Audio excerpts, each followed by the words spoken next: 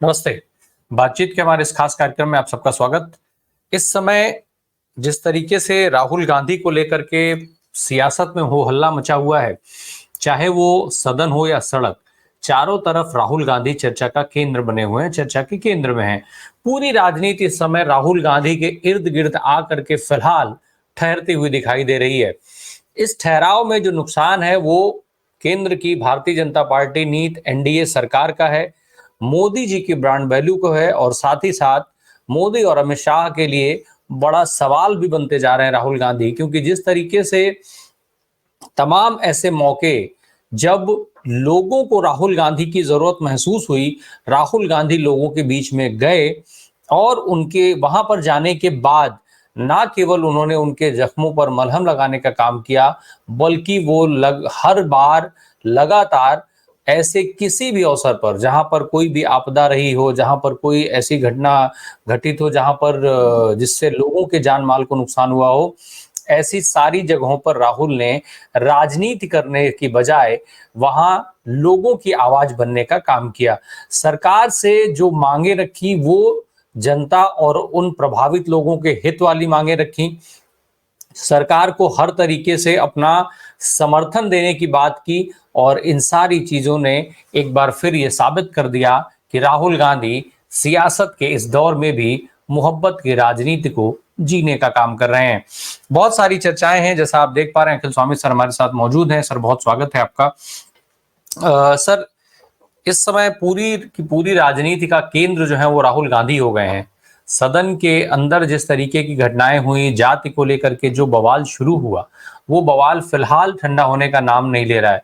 लेकिन ये जो सियासत है, ये जो बवाल है जाति को लेकर के, राहुल गांधी की जाति पूछे जाने को लेकर के, वो फिलहाल किसके लिए फायदेमंद, किसके लिए नुकसानदायक होती जा रही है, एक तो हम उसको आपसे समझना चाहेंगे। उधर ईडी के रेड की बात करके राहुल गांधी ने एक नया जो है वो इस एक नई बात कह दी है। वो कह रहे हैं कि भाई ईडी उनके ऊपर रेड की तैयारी कर रही है, और इसके पीछे जो है वजह वो चक्रव्यूह वाला जो बयान उन्होंने दिया। तो अब ये जो चक्रव्यूह है फिलहाल उसमें कौन फंसता जा रहा है? जय संविधान। देखिए रामप्रकाश जी, मैं इसको राजनीतिक लाभ और हानि की दृष्टि से नहीं देखता। मैं इसको देखता हूं कि ये राष्ट्र हित में है, राष्ट्र के अहित में है, और क्या ये बाबा साहब भीमराव अंबेडकर के संविधान के अनुरूप है।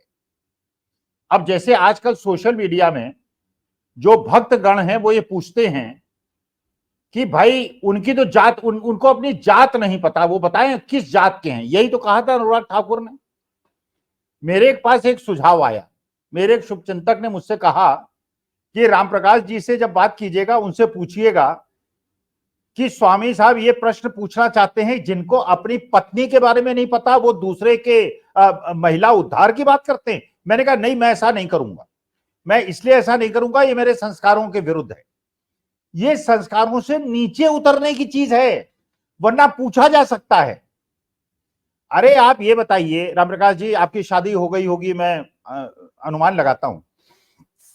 आप सनातनी हैं, मैं ये भी जानता हूं। आपने 7 फेरे लिए हैं, जरूर 7 फेरे लिए होंगे अग्नि की वो, और आपने कस्में भी खाई होंगी 7 कस्में खाने के बाद और जिंदगी की सबसे बड़ी गारंटी देने के बाद मैं रामप्रकाश जी आपके कार्यक्रम में आना छोड़ दूंगा। किसी ऐसे व्यक्ति के साथ कार्यक्रम में डिबेट में नहीं बैठूंगा जिसने अपने पत्नी का परित्याग किया हो बिना तलाक लिए हो। और जो भी व्यक्ति अगर ये एक प्रकार से ये मानसिक उत्पीड़न, मैं किसी पे वो नहीं कर रहा हूं, मैं किसी पे आरोप नहीं लगा रहा हूं, कोई ये ना उसको ले जाए, ये जीवित और मृत्यु किसी मृतक से इसका कोई संदर्भ नहीं है। पहले डिस्क्लेमर दे देता हूं, मैं अपनी बात कह रहा हूं। मेरे जीवन के कुछ सिद्धांत हैं और ये सिद्धांतों में मैं बिल्कुल अडिग हूं। मैं आपके साथ इसलिए बैठता हूं कि आप गांधी को मानते हैं। आपके पीछे गांधी जी की फोटो लगी रहती है, संविधान की फोटो लगी रहती है, मेरे पीछे बाबा साहब भीमराव अंबेडकर की फोटो लगी रहती है। हम इसको मानते हैं। जिस दिन आप गोडसे की पिक्चर आपके पीछे लग गई, मैं आपके कार्यक्रम में नहीं आऊंगा। जिस दिन आप ऐसे लोगों को जो कि स्त्री रक्षा और महिला सुरक्षा की बात करें और अपनी पत्नी का साथ फेरे लेने के बाद परित्याग कर दें, मैं ऐसे लोगों के साथ बैठना पसंद नहीं करूंगा। तो इसलिए ये जो चीज है ये राष्ट्र हित में नहीं है, ये जाति पूछने का उद्देश्य है उसको नीचा दिखाया जा सके। अच्छा, एक चीज और बताता हूं राम प्रकाश जी, आपको भी पता होगा, आज से 45 साल पहले भारत रत्न चौधरी चरण सिंह ने एक स्टेटमेंट दिया था और मैं उससे सहमत हूं, मैं 100% सहमत हूं। मेरे 2 बेटे हैं, मैं चलिए बता देता हूं सार्वजनिक रूप से। एक बेटे की शादी सिख समाज में हुई है, एक बेटे की शादी बनिया समाज में हुई है और ब्राह्मण है।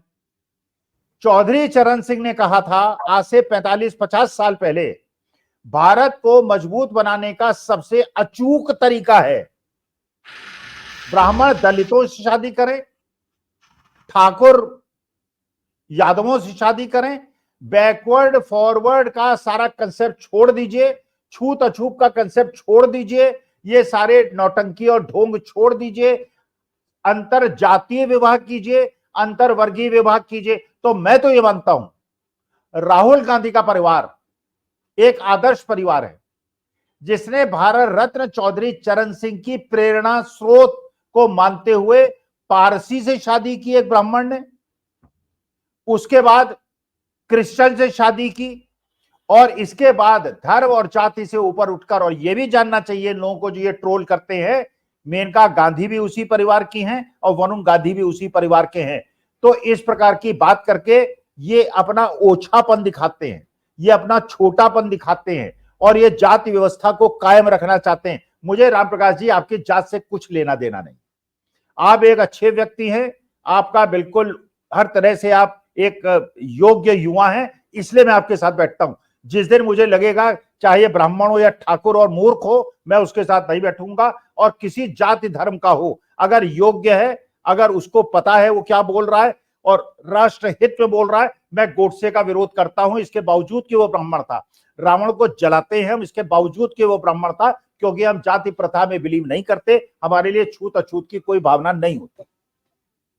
सर, ईडी के रेड की जो बात राहुल गांधी ने कही, जिस तरीके से अब ये बात पब्लिक डोमेन में आ गई, इससे 2 चीजें हैं और ये दोनों ही मेरे सवाल हैं।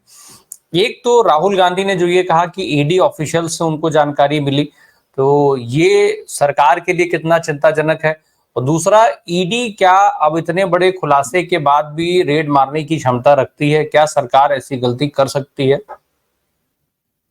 नहीं, अगर अमित शाह जी उनको आदेश, देखिए होता क्या है आपको पता होगा राम प्रकाश जी, जब चंबल रेवेन्यूज में डकैत लोग किसी नए को शामिल करते थे, करते क्या थे, उनका तरीका क्या था शामिल करने का, डकैतों का तरीका क्या था?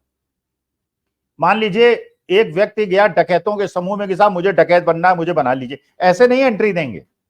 वो कहते हैं कि पहले जाके एक मर्डर करो, उसकी फोटो खींचेंगे हम, एक डकैती डालो, उसकी वीडियो बनाएंगे, जिससे कि हमारे गिरोह को छोड़ के भाग ना जाओ। अगर तुमने कल भागने की गुस्ताखी की तो सबसे पहले तुम्हें फांसी पे चढ़वाएंगे, क्यों? तुम्हारी वीडियो और फोटो हमारे पास है। ये रखते हैं सूत्र अपने पास। तो ये इस समय सत्ता पक्ष यही कर रहा है। ईडी सीबीआई के माध्यम से इन्होंने ऐसे ऐसे लोगों पे रेड करा दी है जिन पे कोई कानूनी वो नहीं बनता, और बाकी जज साहब से डांट खाते हैं। अच्छा, उनको एक्सपोज कर दिया। अब इसमें अमित शाह तो एक्सपोज होते नहीं भाई। भारतीय जनता पार्टी के किसी भी आप उससे पूछ लीजिए प्रवक्ता से, वो कहेगा हम थोड़ी कर रहे हैं। अरे अमित शाह थोड़ी करते हैं रेड तो ईडी सीबीआई करती है, वो स्वायत्त संस्थाएं हैं। तो भैया अगर कल सत्ता बदलेगी महाराज, ईडी सीबीआई के यही अधिकारी तो जेल जाएंगे। लेकिन उनसे गलत काम करा के उनको अपने चंगुल में कर लिया है इन ब्लैकमेलर्स ने, तो वो छटपटा रहे हैं। वो ईडी सीबीआई इनकम टैक्स के जो ऑनेस्ट अधिकारी हैं, जो डिसऑनेस्ट है, वो भी घबरा रहे हैं कि अब सत्ता बदलेगी सब जेल जाएंगे। इसलिए वो कह रहे हैं आका महाराज, अब अडानी जी कोशिश कर रहे हैं कि राहुल गांधी से उनका समझौता हो जाए और राहुल गांधी उसे अस्वीकार कर रहे हैं। अंबानी जी कोशिश कर रहे हैं सोनिया जी से शादी में आने के लिए, वो नहीं जा रही हैं। तो ये तो अधिकारी भी कोशिश कर रहे हैं। भैया राहुल गांधी, अखिलेश यादव ये सब जानते हैं। उद्धव ठाकरे अगले महाराष्ट्र के मुख्यमंत्री बनने वाले हैं, ये कौन नहीं जानता इस बात। और इसके बाद जो गोदी मीडिया वालों को घसीटा गया था और जेल भेजा गया था, और बाद में सरकार बदला के उनको छुड़वा दिया गया था, फिर वो जेल जाएंगे। तो उनको कपकपी चढ़ रही है। उद्धव ठाकरे बन गए तो क्या होगा, प्रधानमंत्री, ये तो राहुल गांधी अगर प्रधानमंत्री बन गए तो मोदी जी के लिए तब भी थोड़ी राहत की बात होगी। वो गांधीवादी, शुद्ध गांधीवादी आदमी है।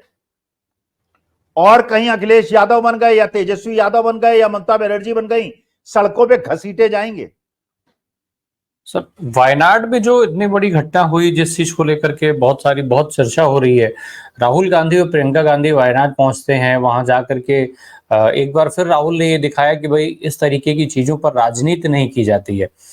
वहां भी उन्होंने सरकार के साथ खड़े होने की बात की, समाधान की बात की, लोगों को किस तरीके से जल्द उनकी लाइफ को सामान्य किया जा सके इसकी बात की। साथ ही साथ कांग्रेस ने वहां पर 100 घर बनवाने का भी एक ऐलान कर दिया है, उन्होंने वो भी चीजें हैं। ये सारी चीजें कितनी अहम हैं, क्या संदेश देती हैं?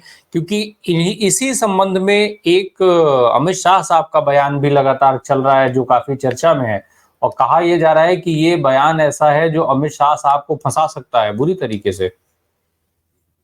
देखिए, सीधी सी बात यह है, राहुल गांधी उस कांग्रेस के नेता हैं जिस कांग्रेस को फाइनेंशियली बिल्कुल बैंकरप्ट कर दिया है, उनके सारे स्रोतों को बंद करके सत्ता पक्ष ने। इसके बावजूद अगर वो 100 घर बनवा रहे हैं और अपने जो उनके कर्तव्य हैं उसका निर्वहन कर रहे हैं। मुकेश अंबानी साहब, आप अपने बेटे की शादी 5,000 करोड़ में कर सकते हैं, अरे 2,000 करोड़ में कम से कम वहां पे 1,000-2,000 मकान तो बना के वहां के पीड़ितों को दे दीजिए।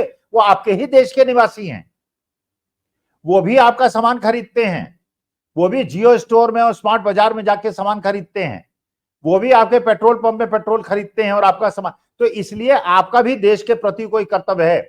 और मोदी जी जो ये चुनावी बॉन्ड में आपको जिसको संवैधानिक बता दिया सुप्रीम कोर्ट ने, और जो पीएम केयर फंड में आपने पता नहीं केन प्रकार ने कहां से पैसा इकट्ठा किया है और ब्लैकमेलिंग करके पैसा वहां पे इकट्ठा किया गया है, उस पैसे को भी वायनाड में यूज कीजिए। झूठ मत बोलिए, लोकसभा के अंदर आपने झूठ बोला है। येलो अलर्ट की बात की थी, रेड अलर्ट की बात नहीं की थी। रेड अलर्ट में वो जगह खाली कराई जाती हैं और हमारे एरिया में एनसीआर में हर 5 दिन के बाद कहते हैं येलो अलर्ट, और पानी बरसता नहीं। अरे हमें आईएमडी के चक्कर में मकान छोड़ के चला जाऊं और पता चले पानी बरसे नहीं, और जिस दिन कहेंगे कि पानी नहीं बरसेगा मैं घर पे वापस आऊं और उस दिन पानी बरस जाए। अरे ये जो बादल फट रहे हैं, ये भूस्खलन हो रहा है, ये हर जगह हो रहा है। तुम्हारे उत्तराखंड में भी हो रहा है, जम्मू कश्मीर में भी हो रहा है, शिमला के अंदर भी हो रहा है। तो जहां चीफ मिनिस्टर अपोजिशन के हैं वहां रगड़ दोगे, और जहां तुम्हारे डबल इंजन के वो हैं वहां पुल टूटने में भी कुछ नहीं बोलोगे, सड़क टूटने में भी कुछ नहीं बोलोगे। तो ये तो अन्याय है। केरला क्या हिंदुस्तान का पार्ट नहीं है क्या? क्या केरलाइट्स जो मलयाली लोग हैं हमारे परिवार के सदस्य नहीं है क्या? तो केवल उनका दोष ये है कि उन्होंने कम्युनिस्टों और कांग्रेस के लोगों को जिताया, केवल बीजेपी के एक आदमी को जिताया जिसने आपने मंत्री बनाया। और जो आदमी कम से कम इतना बुद्धिमान है, जो पहले दिन कहता है मैं सेकुलर हूं, मैं इस हिंदू मुसलमान के नैरेटिव में नहीं फंसना चाहता, वो बिल्कुल स्पष्ट कहता है कि मेरे को नेहरू परिवार से कोई समस्या नहीं है। तो ये सिद्धांत होने चाहिए जो केरला के बीजेपी एमपी अमित शाह जी, आप केवल गुजरात लॉबी को खुश करने के लिए आपने न केवल साउथ लॉबी को नाराज कर दिया है, आपने पूरे नॉर्थ इंडिया को नाराज कर दिया है, और इसका फल आपको महाराष्ट्र हरियाणा के इलेक्शन में दिख जाएगा। जी, महाराष्ट्र हरियाणा इलेक्शन की बात आ गई चूंकि, तो अभी ठीक है कि खबर तो ये आ रही है कि हालात बहुत अच्छे, बहुत फेवरेबल नहीं है। लेकिन सर, थोड़ा सा हम जरा अमित शाह साहब की जब बात कर रहे थे, अमित शाह साहब का जो स्टेटमेंट है, वो स्टेटमेंट क्या सरकार के लिए दिक्कत वाला हो सकता है? क्योंकि वो सदन के अंदर दिया गया है, राज्यसभा में उन्होंने ये चीजें कही हैं, और ये अब इस पूरे झूठ को लगातार विपक्ष जो है वो पर्दाफाश करने में लगा हुआ है। देखिए, ना तो राज्यसभा में कुछ होना है, ना लोकसभा में कुछ होना है, ना उसके सभापति कुछ करने वाले हैं, ना कोई कानून सम्मत कार्रवाई होगी। कोर्ट जाइए, वो कहेंगे कोर्ट जाइए, हम कुछ नहीं करेंगे, जो करना है कोर्ट में कीजिए। असली जिस चीज से डर रही है बीजेपी आज की तारीख में, और जिस चीज से गोदी मीडिया डर रहा है, रामप्रकाश जी, मैं गोदी मीडिया में गया था परसों, वो चाहे बीजेपी की प्रवक्ता महोदया हूं, उन्होंने मुझे एक चिरकुट कहा। चिरकुट, आप जानते हैं लखनऊ की भाषा में, इलाहाबाद की भाषा में चिरकुट का क्या मतलब होता है? अजय, मेरे से आधी उम्र की महिला हैं, लेकिन ठाकुर हैं। अब राजपूतों से और ठाकुरों से तो भाई हम ब्राह्मणों को वैसे ही डरना पड़ता है, कहीं पीट पाट दें, कहीं कुछ कर दें, और वैसे ही उत्तर प्रदेश के अंदर उनका राज्य चल रहा है इस समय, ब्राह्मणों का तो अपमान हो रहा है। लेकिन चलिए, एक तो चिरकुट 3-4 बार कहा, और दूसरा बीजेपी प्रवक्ता ने भी कहा, और एंकर महोदय जो बड़े विश्वविख्यात एंकर हैं, उन्होंने कहा आप यूट्यूबर्स, यूट्यूबर्स, अरे आप यूट्यूबर्स ने उनकी पूंछ में पटाखा बांध के आग लगा दी है और वो तड़प रहे हैं, उनकी आमदनी हो नहीं रही है, खर्चे बहुत बढ़ा लिए हैं। और आप लोग जो है उनके रोज सुबह शाम दिन भर प्रोग्राम करते हैं, उनके प्रोग्राम को कोई देखता नहीं, आपके प्रोग्राम को देखता है। तो यूट्यूबर्स आर हेटेड, और उनके इस हेट्रेड से, इस घृणा से, इस गुस्से से मुझे बहुत आनंद आता है।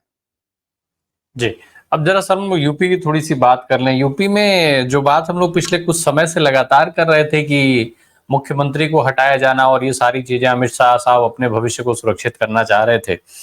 अब सर एक बिल आया जिसको लेकर के पूरी भाजपा इस समय सरकार के अगेंस्ट खड़ी हुई दिखाई दे रही है। खुद भूपेंद्र चौधरी साहब ने विधानसभा में योगी आदित्यनाथ का, मुख्यमंत्री का पास कराया हुआ बिल विधान परिषद में जो है वो प्रवर कमेटी के पास भेज दिया।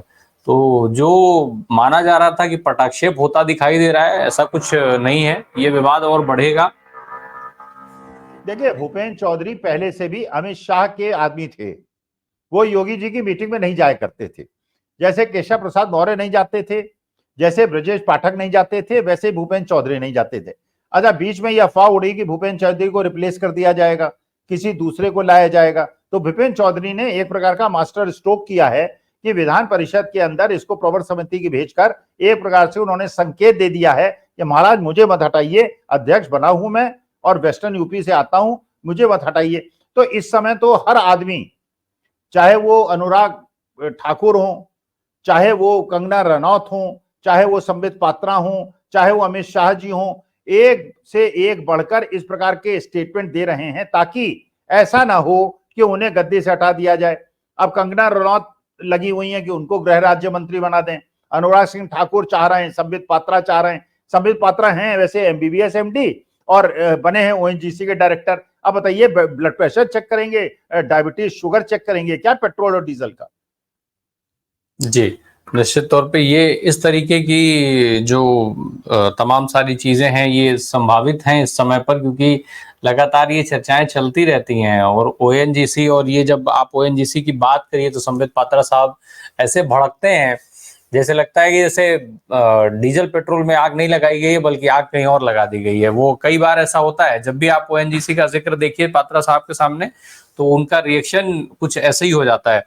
खैर सर, ये जो उत्तर प्रदेश की हम बात कर रहे थे, जिस तरीके की सियासत अभी यहाँ पर है, अखिलेश यादव लगातार इस मौके का फायदा उठा रहे हैं। वो केंद्र की राजनीति में चले जाने के बाद भी उत्तर प्रदेश पर पूरा नजर बनाए हुए हैं। हर छोटी छोटी घटना पर वो इस तरीके का रिएक्शन देते हैं जिससे वो मामला और बड़ा हो जाता है। भाई खुद योगी आदित्यनाथ कह चुके हैं कि ये एक तरीके से भाजपा में फूट डालने की कोशिश कर रहे हैं। तो भाजपा में फूट डालने की कोशिश जो भाजपा इसी सियासत के सहारे पल बढ़ रही है, उसमें ही अगर फूट डालने की कोशिश में अखिलेश कामयाब हो जाते हैं तो क्या कुछ मैसेज जाएगा? 2027 का इलेक्शन भी है। अच्छा रामप्रकाश जी, बताइए भारतीय जनता पार्टी की समस्या क्या है? अगर अखिलेश यादव माता प्रसाद पांडे को नेता विपक्षी दल बना देते हैं तो इनको मिर्ची लगती है। अरे अगर ब्राह्मणों को थोड़ा सम्मान मिल जाए तो आपको कोई परेशानी है क्या? अगर अवधेश प्रसाद जो दलित समाज से आते हैं और पासी समाज से आते हैं, लोकसभा के अंदर अगर राहुल गांधी और अखिलेश यादव अपने बगल में बिठाते हैं और सबसे ज्यादा उनका सम्मान करते हैं, आपको दलित समाज से कोई समस्या है क्या? तो ब्राह्मणों से आपको समस्या है, आपको दलितों से समस्या है, मुसलमानों से तो पहले ही है, सिखों से तो पहले ही है। चलिए और चलिए, विधानसभा के अंदर योगी आदित्यनाथ कहते हैं कि लखनऊ के अंदर जो एक मोटरसाइकिल पे लड़का लड़की जा रहे हैं उनको परेशान किया गया, घसीटा गया, सब कुछ किया गया। उन्होंने दो नाम लिए विधानसभा के अंदर, उसमें एक यादव का नाम था और एक मुसलमान का नाम था। जैसे मुसलमान यादव जो हैं वो इस देश के वासी नहीं है, यादव भी इस देश के वासी नहीं है योगी जी के अनुसार। और जिस समय वो स्टेटमेंट दे रहे थे, 4 लोग ऑलरेडी अरेस्टेड थे, जिसमें एक था अमन गुप्ता जो कि मंडल अध्यक्ष है बीजेपी का और जो अपने को कट्टर हिंदू कहता है। और उसमें ब्राह्मण भी थे, उसमें ठाकुर भी थे, उसमें बनिए भी थे, उसमें हर समाज के लोग थे।